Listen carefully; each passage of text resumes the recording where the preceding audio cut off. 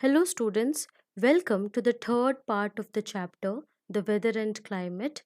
And in today's video, I'm going to discuss with you all precipitation. Precipitation is any liquid or frozen water that forms in the atmosphere and falls to the earth. Along with evaporation and condensation, it is also very important as it also helps in the global water cycle. There is one more question that comes in anybody's mind when we start reading precipitation about its formation. How does it form? So, it is very important for you to understand its formation. It is formed in clouds when water vapor condenses into bigger and bigger droplets of water.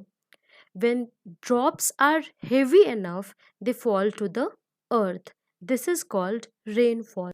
Now, what happens if a cloud is colder as it happens when a place is at higher altitude or near the poles? The water droplets may freeze to form ice. Now, these ice crystals then fall to the earth as snow, hail, or sleet, depending on its temperature. But in this chapter, we are going to discuss particularly about rainfall and the ways to measure it. So, let's start. Basically, there are two forms of precipitation, solid form and liquid form. Hail, snowfall, sleet, they are the solid form of precipitation, whereas rainfall is the liquid form of precipitation. Rainfall is not only the liquid form of precipitation, but it is also called the most common form of precipitation.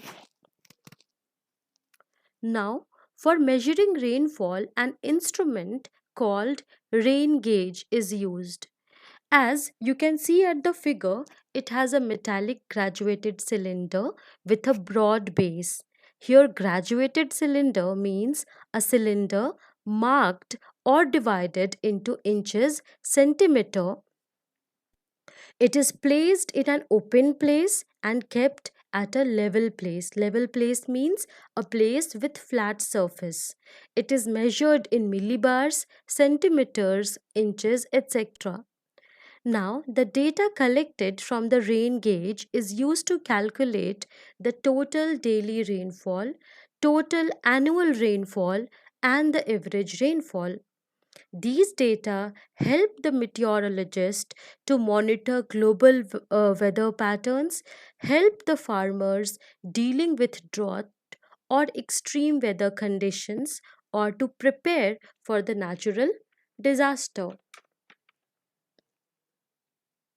As temperature is shown on the map by using isotherms, just like that, the distribution of rainfall is shown on the map by using isoheights.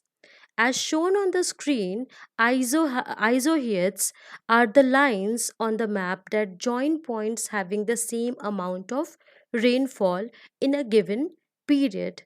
Now, it is also known as isoheightal lines. The method which we used in order to get the average rainfall is known as isoheightal methods. Now revise what we have read. There are two forms of rainfall, solid form and liquid form. Rainfall is the most common form of precipitation. It is also called the liquid form of precipitation. Second thing which we have learned, that is the instrument which we use to measure rainfall is rain gauge. It is kept at an open and level place, and it helps the meteorologist to prepare for the natural disaster. It also helps the farmers in agriculture. Now, the third very important point which we have learned, it is isoheights. Now, isoheights are actually those lines which join the points having same rainfall. It is used on the map to show the distribution of rainfall.